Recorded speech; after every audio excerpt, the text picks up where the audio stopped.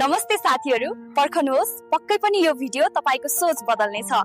अब सुरु हुन्छ आफ्नो भोट र भविष्यको कथा हेर्नुहोस्। घाम सधैँझै झुल्किएको थियो, तर 65 वर्षीय काले दाइको जीवनमा अँध्यारो छाएको थियो। उनका छोरा दमले थलिएका थिए, सास फेर्न गाह्रो भइरहेको थियो। काउन्टरको कर्मचारीले रुखो स्वरमा भन्यो, भोलि आउनुस्, बेड खाली छैन। काले दाइले गोजीमा भएको खुम्चिएको 10 रुपियाँको नोट छामे। उनी भित्र एउटा पीडा जाग्यो। यो देशको कानुन र स्वास्थ्य सेवा सायद गरिबको लागि बनेकै होइन।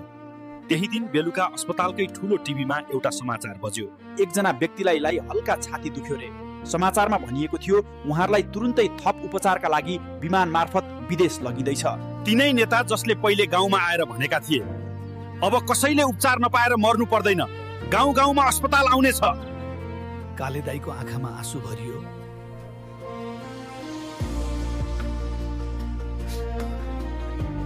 जुन नेतालाई आफूले बनाएको देशको अस्पतालमा विश्वास छैन, जसलाई यहाँका डाक्टरमाथि भरोसा छैन, उनी कुन मुखले म देश बनाउँछु भन्दै भोट मागेका होलान्। अस्पतालको गेटमा पोस्टर टाँसिँदै थियो, समृद्ध नेपाल, सुखी नेपाली।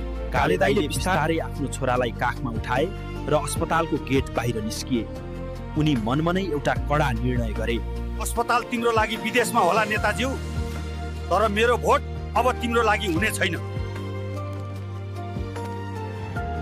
अब प्रश्न यो हो, के हामी अझै पनि यस्तै नेताहरूलाई भोट दिने?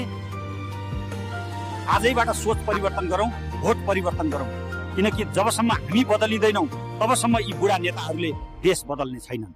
यो कथा केवल काले दाइको मात्र होइन, यो हरेक त्यो नेपालीको कथा हो जो लाइनमा बसेर रित्तो हात फर्किन्छ, तर उसैको करबाट नेताहरू विदेशमा उपचार गराउँछ। ए नेपाली दाजुभाइ दिदी बहिनी हो, अब ती बुढा र काम नलाग्ने नेताहरूलाई भोट दिएर आफ्नो भविष्य अन्धकार नबनाउनुहोस्। यदि तपाईलाई यस्ता भिडियो मन पर्यो भने हाम्रो च्यानललाई फलो गर्नुहोस् र सब्स्क्राइब गर्नुहोस्।